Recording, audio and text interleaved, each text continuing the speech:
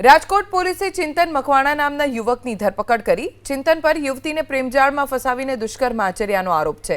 ભોગ બનનાર યુવતી પીએચડીનો અભ્યાસ કરે છે। લગ્નની લાલચ આપી દુષ્કર્મ આચર્યાનો આરોપ લાગ્યો છે। દવા આપી ગર્ભપાત કરાવ્યાનો પણ આરોપ છે।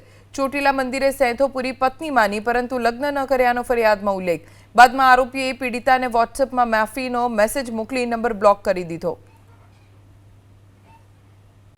જે ફરિયાદી બેન સાથે અવારનવાર દુષ્કર્મ આચરી તેને ગર્ભ ધારણ કરાવી અને ગર્ભ ધારણ હોવાનું જાણ થતા તેને દવાઓ લાવી આપી ગર્ભપાત કરાવ્યા અને અવારનવાર બંને સાથે ભણતા હોય કોલેજની અંદર જેતપુર કોલેજની અંદર તેથી પરિચયમાં તમે મોબાઈલ ફોનથી વાતચીતો સોશિયલ મીડિયા મારફતે વાતચીતો કરી અને એકબીજાના સંપર્કમાં હોવાને કારણે આ બનાવ બને।